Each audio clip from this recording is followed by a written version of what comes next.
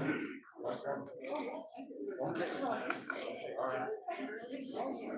evening. Okay. Good evening. Good evening. Do we stand for place now? Okay. All right. Okay. All right. So this being my first official work session, I do want to welcome all here to our work session this evening. I want to begin. Can't hear? Still very low? All right. Okay. Is that better? Yeah. Okay. All right. So I guess we'll begin by welcoming all to the work session this evening.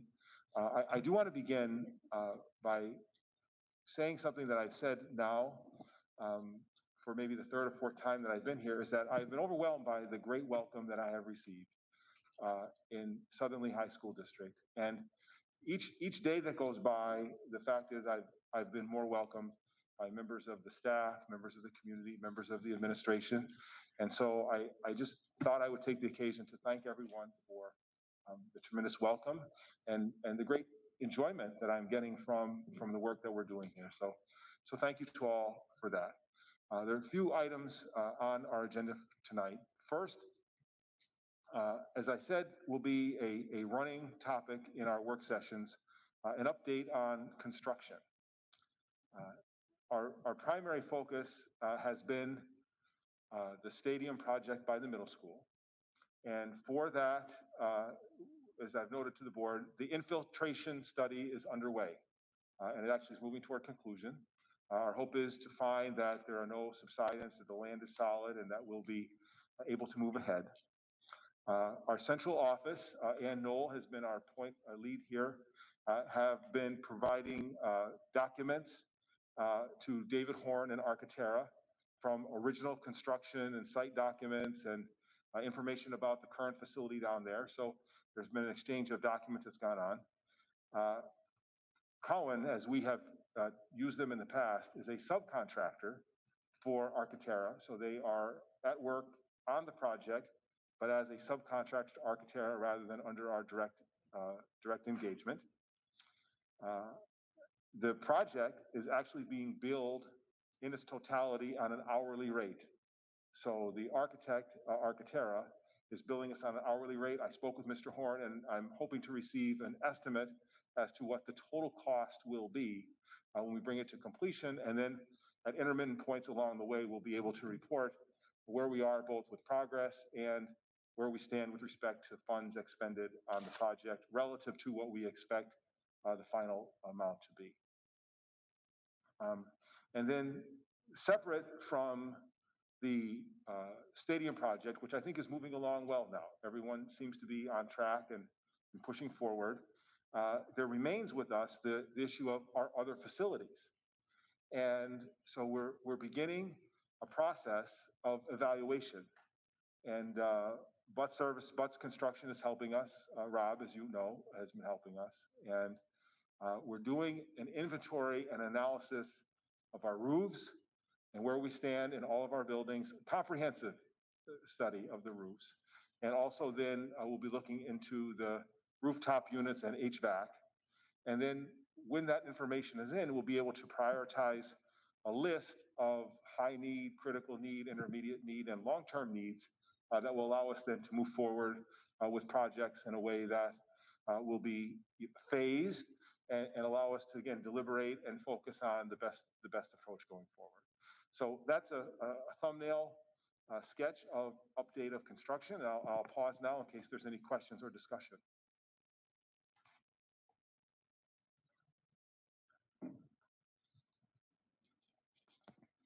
What's envisioned again at the stadium at this point? Have we decided? Has that been decided, or is it just the studies of the? That's all we sort of. Is that what's?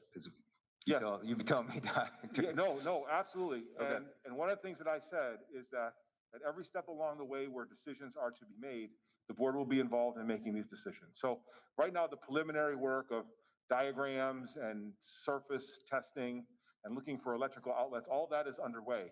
But the board will be called upon to make decisions about how the final project will actually look For example, one of many examples would be capacity in the stands.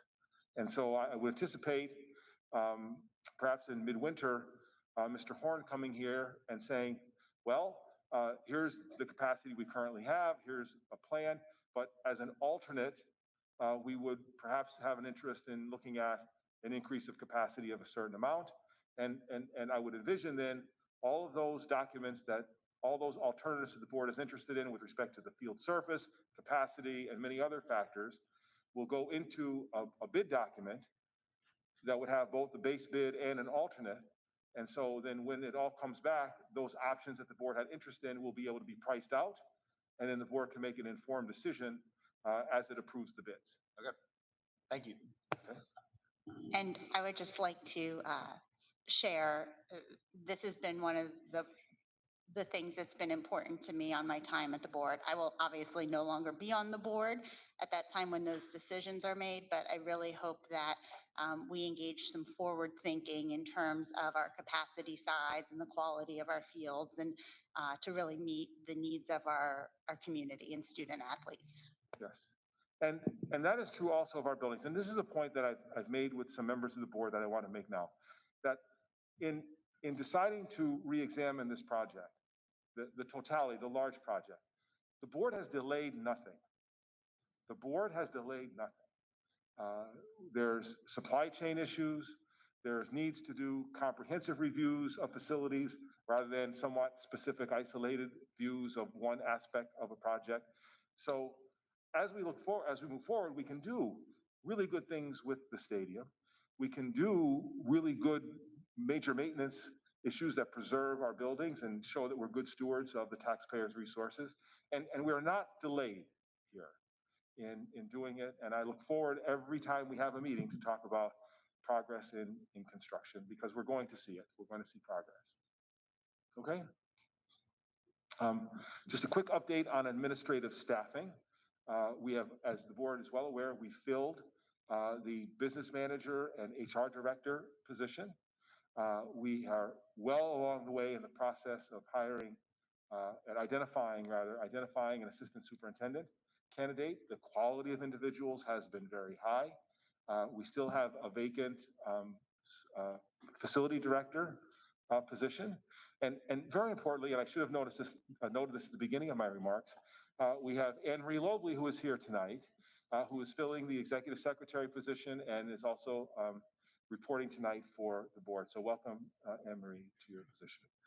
Anne-Marie was probably here at 2:30 this afternoon, making sure everything was perfectly organized. So welcome. Any questions on staffing before we move on? All right. Okay, next, Mrs. Shaw is going to do a brief presentation about budget. Typically, this time of year, audit reports start to come in where we have a view of what has happened last year. I will caution the board that what happened last year is kind of a one-off, one-time event. The other thing is, as we begin the budget process, there is the idea of the Act 1 index. I think the board is probably very well aware that under Act 1, there are limitations on the amount of tax that can be increased with respect to an index. If the board wanted to exceed the index, which it should not and actually cannot because of exceptions, it would have to go through a very rigid, very tight timeline to approve the budget. In the alternative, the board can say, look, we are not even going to consider raising taxes beyond the index. We could pass a motion as we are recommending, and then we would, again, go to hard work getting down to the budget. And Mrs. Shaw is going to do some information and background on the Act 1 index and why we're suggesting that we would approve such a motion tonight.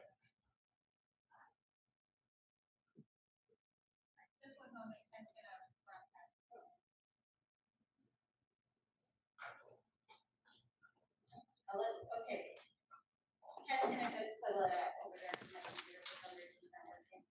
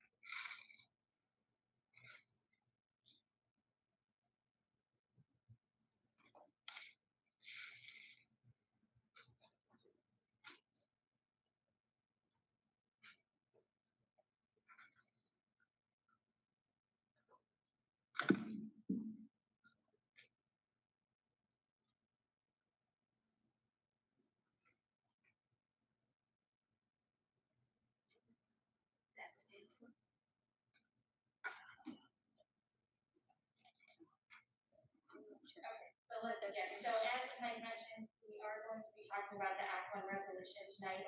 And later on in the board meeting, there will be a resolution for board approval. I wanted to provide a little bit of a history and an education again as a refresh for the board. So first and foremost, let's walk through the Act One index and what it is by definition. It is the state's measure for determining property tax increases justified by wage inflation. The index includes a 3-year average of 2 metrics, the statewide average weekly wage, called the SAW, and the employer cost index, which is also known as the ECI. So this first slide walks us through our history with this index. And as you can see, in the past 7 years, Southern Lehigh has not gone above this metric. Okay, if we move to the next slide. So this year, the index is set at 3.4%. One common question is, what is driving the substantial increase in the index, especially since there has been an economic impact with COVID. And as I mentioned earlier, the SAW is one of the metrics that we use in its calculation. If we take a look at the history of the SAW on this graph, which is prepared by the IFO, we can see the dips in the average with the previous economic downturns in 2001 and 2008. It is what we would have expected to see this past year due to COVID. However, we saw an anomaly occur this time. And can you move to the next slide? So this graph was also put together by the IFO. The black line is the SAW, and the Act One index is in blue. So instead of seeing a dip in the SAW, we are actually seeing an increase. And the main question is why and what is driving it? So when the pandemic hit, it was a huge loss for lower wage jobs. Actually, the higher wage jobs experienced an increase, if you can imagine. The main reason that this transpired was that higher wage earners had the ability to continue to do their work remotely. Whereas obviously the lower wage earners had jobs that required physical presence and therefore were hit the hardest. So because of all of this, the SAW removed a lot of those lower wage paying jobs and the higher jobs were weak, which caused a large increase overall. The managing director at the Independent Fiscal Office in Harrisburg said this is a totally backwards and this trend is the complete opposite of what we would have expected to see in an economic contraction. And lastly, Ken, on the last slide, if the board should decide to want to go above the Act One index, there are 3 categories that could apply for a referendum. And those categories are special education, retirement contributions, and debt payments. To apply, the district would have had seen an increase year over year that is greater than the index this year, which is at 3.4%. One stipulation, however, which is very important, is that the increase has to be net of your contingency fund, which in our case would be our general fund. Therefore, the ability for us to actually seek a referendum and have it approved would be highly unlikely. And that's just a brief summary. I'm happy to answer any questions if there are.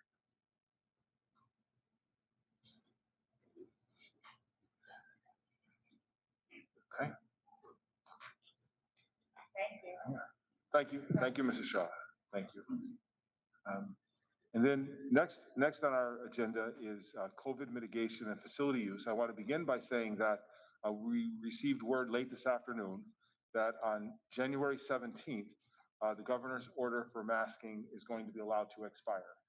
And so the decision then will fall back to local school districts with respect to what those districts would like to do with respect to their masking guidance. And so between now and then, we'll be able to look at data and information, and well in advance of January 17th, we'll have to come to some decision as to how to proceed. I know when last we left it, the idea would be that the masking mandate would expire. But since that actually wasn't even a mandate at the time, but then the mandate came in place.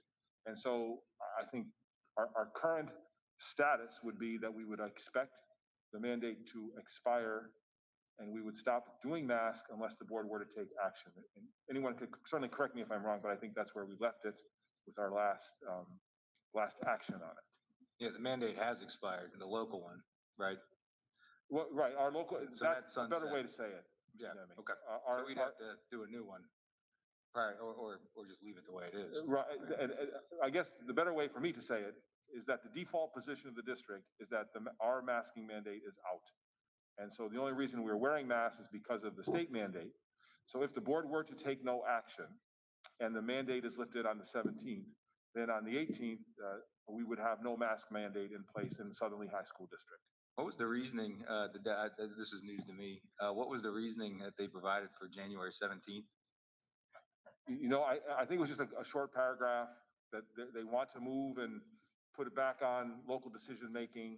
I don't think, and I'll have to reread it, I don't think it was, well, we're out of the woods entirely, but I think it was a matter of saying, we want this to be a local decision. I think it was also the expectation that that was enough time for children who are now eligible to get vaccinated to get 2 rounds of vaccinations if they were so inclined. But I agree with I Dr. bet Mann. that's also because of the holidays, because it would fall greater than 2 weeks out of the New Year's because of family gatherings. So I think we need to focus on holidays to reemphasize that the mask mandate is in place and we should be faithful to it, recognizing this could be an uptick time of year where people are traveling. But as we move toward January 17th, hopefully with vaccinations and all that, you know, we hope to be in a better place. Right now, as I looked at our dashboard before coming here, we have but a handful of cases in each of our buildings. And it seems, although it's early in November, we seem to be tracking in a positive way, hoping to have that even become more positive as we look to vaccinate students on the 11th of November, our 5 through 11 students. And so, you know, the news is at this point looking pretty good. So that does lead to another question as we move toward the loss of the mask mandate, hopefully positive numbers, more vaccination. Our facilities are set up in a way to maintain maximum distancing at a loss of some programming. For example, our elementary students are not in the gyms doing gym when the desks are separated to use for cafeteria. I had thought, and I inaccurately reported to the board, that our community basketball teams wanted to use the gyms themselves, but they reported that they are okay using half the gym. But should we keep the gyms closed, then some of our other sports teams will be practicing later into the evening, 8 or 9 o'clock. So it raises the question for us as to at what point, if at all, are we comfortable moving back toward normalcy when it comes to our cafeterias. Now, in so doing, we eliminate the space. We are within 6 feet for sure. Practically, we within 3 feet. And when students are eating, there's not masks. So that's a concerning situation relative to the status quo. But the question then too is with vaccinations, when do we move back toward a greater sense of normalcy as far as utilization of our facilities? So that's the question that is out there for us, along with the masking. And again, I would just pause to look to see if board members have any insight or thoughts on that topic. I have a sort of question. When we started the school year for Liberty Bell, we started it with all the students in the cafeteria, and we tried to space them the best we could, and we rolled the dice. And then there was somewhat of an outbreak at Liberty Bell that I believe was attributed to the cafeteria, which is why we discovered that we had to spread them out, which is why they're now in the gym. So I kind of hesitate to say, let's go put it back the way it was when we had it like that. That was a direct cause, we believe, to an outbreak at Liberty Bell. That said, I also want to, if there's any way that we can make some usable space for these other activities, I would very much like to see that happen. So it's kind of I go both ways on that.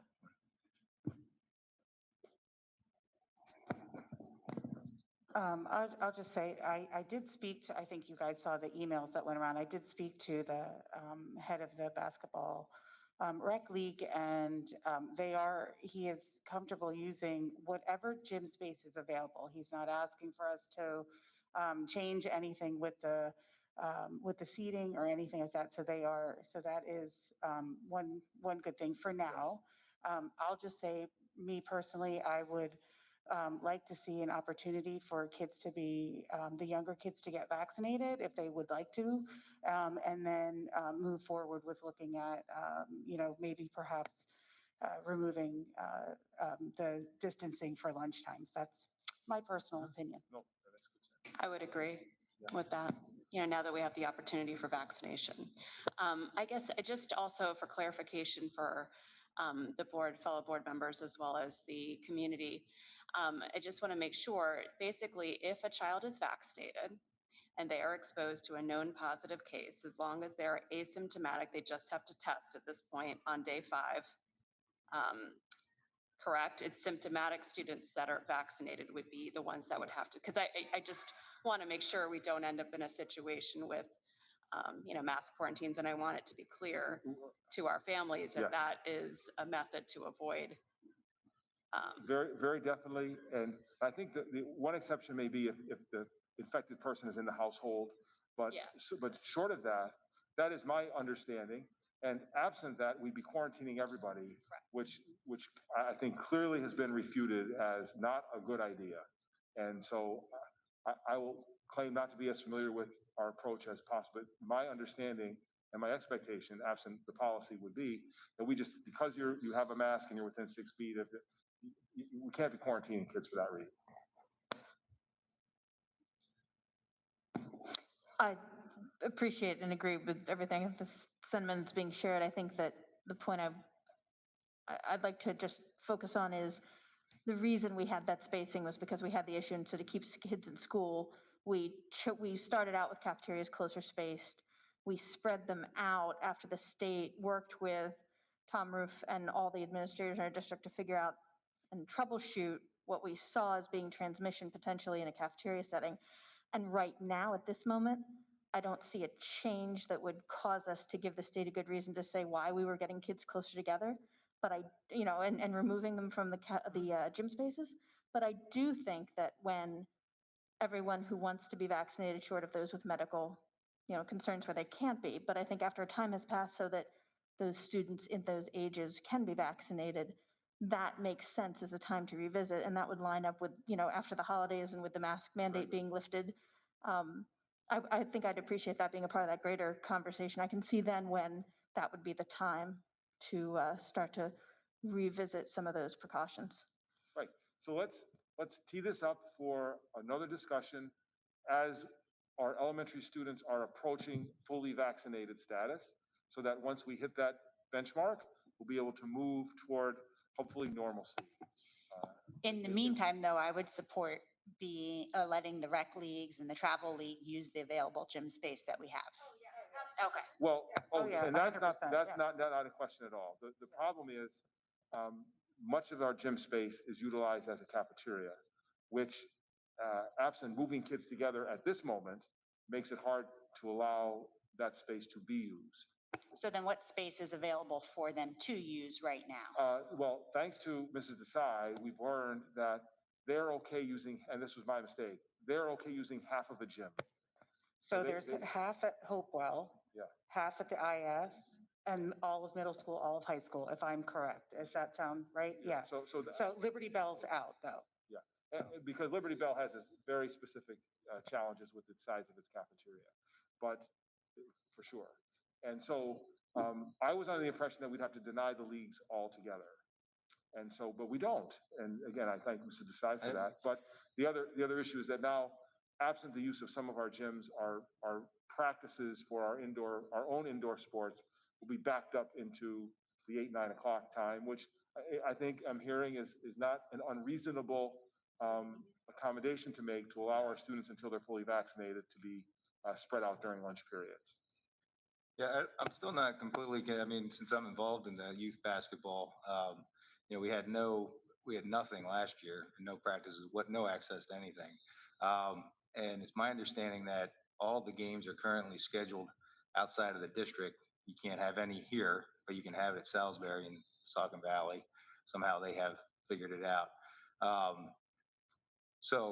And I would like to revisit. That's not the way. I understand there's some emails that came out. I thought the whole point, and as far as I'm aware, there is a lack of ability for gym usage by a number of different sports teams, right? So the second concern is how lunch is conducted, period, right? And so I have some real concerns about, state prison lunch kind of thing that's been going on for quite some period of time. So, I mean, all these things have real impacts as well on students. And I would like a greater presentation. I would like to know, I don't know what a lunch looks like right now at our elementary schools. And so I'd be curious to know exactly what that looks like, how it's conducted.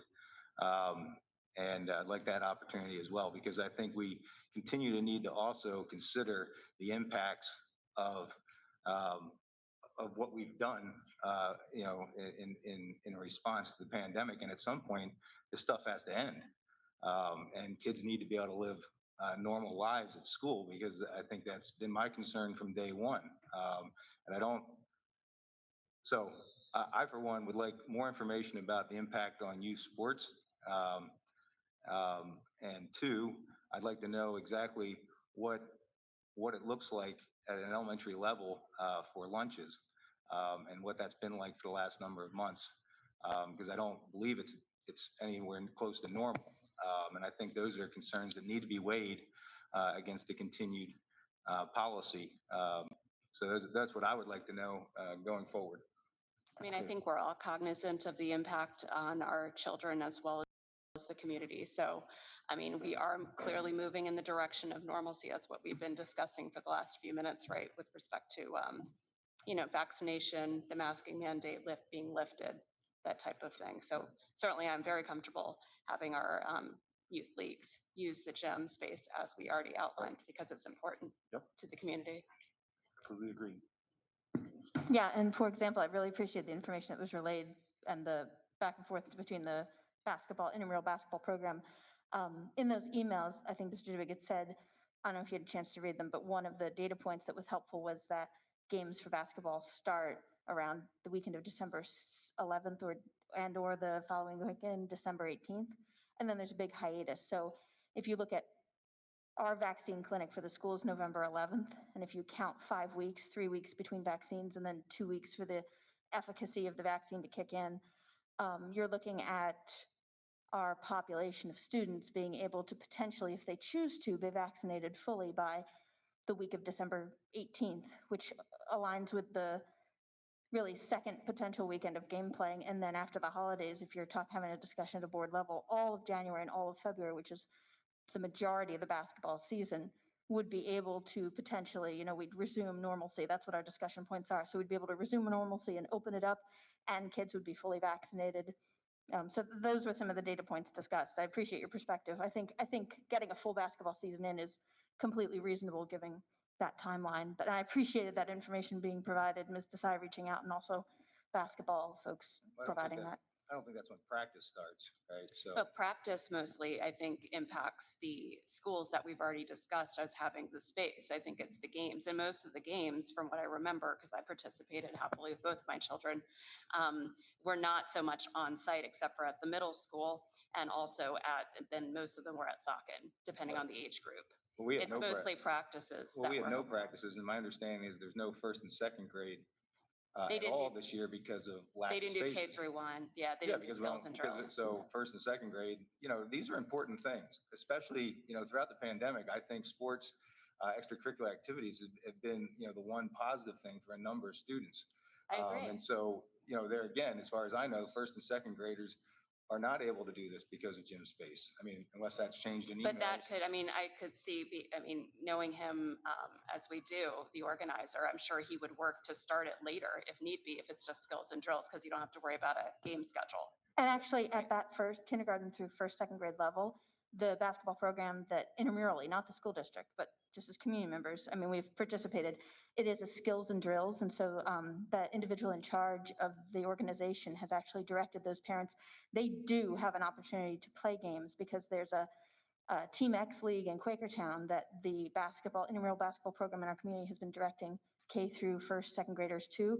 And actually, it's a preferred program in a way because our program doesn't offer games, and a lot of kids want to have that, that competition and that running. And it's not just a skills and drills. So I know a lot of kids, and so they do have the opportunity at Quakertown the same opportunity, actually a better opportunity than we can provide here, even in non-COVID years. We were just skills and drills.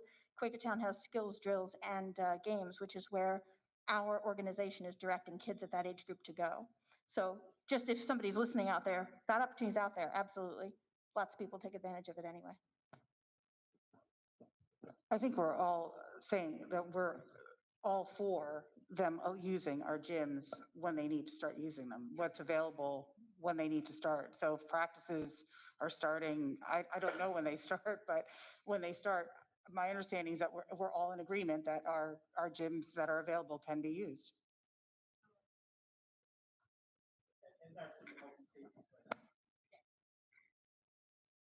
Mr. Cross, you said, and that's in the health and safety plan already? Perfect, thanks so much. All right, and lastly, two points about upcoming holidays. First, Veterans Day is coming up this week, so we want to celebrate and commend and thank all of our veterans, current and past, for their service. And we had a while back, I know when I was hired, one of the things that on the night I was hired, they said, we want to have a discussion on diversity, equity, and inclusion.